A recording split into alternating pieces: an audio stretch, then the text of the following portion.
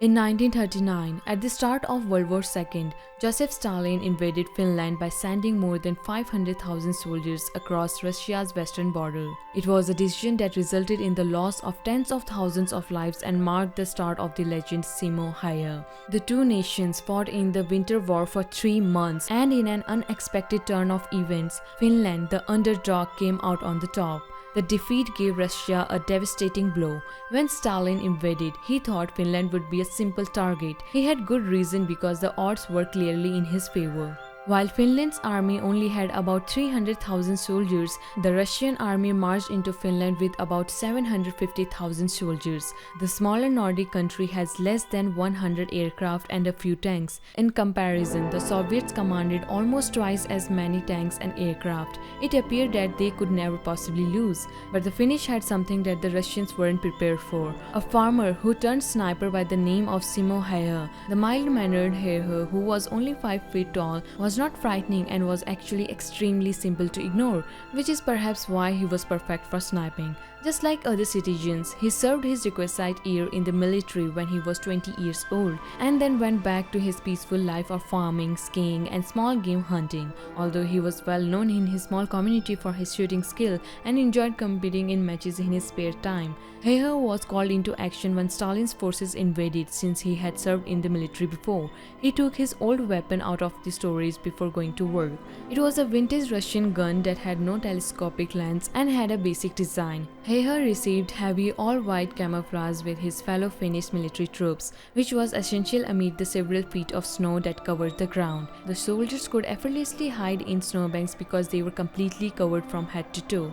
Häyhä performed what he did best while wearing his white suit and his go-to rifle. He preferred to operate alone. He prepared himself with a day's worth of food and numerous clips of ammunition, then went quietly through the forest. Häyhä used his outdated gun to kill 500 to 542 Russian soldiers during the 100-day Winter War.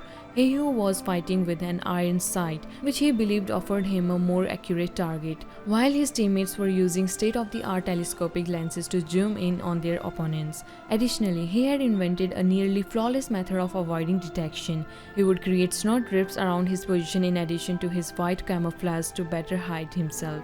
He would put snow in his mouth as he lay in wait, preventing his steamy breath from revealing his position. Although Häyhä's plans kept him alive, but his missions were never simple. Conditions were harsh to start with. The days were short and the evening's low temperatures hardly ever rose above zero. Soon, Häyhä was known among the Russians as the White Death, the tiny shooter who waited in the snow. He also earned popularity among the Finnish people. The White Death was constantly the focus of Finnish propaganda, and in the imaginations of the people, he developed into a legend, a guardian spirit with the ability to travel like a ghost across the snow. The Finnish High Command gave Häyhä a brand new, specially made sniper rifle as a gift after learning of his talent. Sadly, Simo Häyhä was eventually hit, just 11 days before the Winter War came to an end. He was shot in the jaw by a Soviet soldier who saw him and put him in an 11-day coma. Häyhä's military career was ended by this injury, which also left his face permanently lopsided. But he had already accomplished enough to receive a record-breaking promotion to the second lieutenant from Field Marshal Mannerheim, the head of the Finnish Defense Forces, as well as numerous military medals and awards. After the war, he continued to practice his shooting techniques and excelled at moose hunting, frequently going on outings with Finnish President Urho Kekkonen. He passed away in 2002 at the age of 96, yet his legacy as a national hero endures in Finland. So what was the secret of Häyhä's extraordinary aim, along with his brilliant military plan? Later, whenever this question was asked to him, he always responded, "Practice."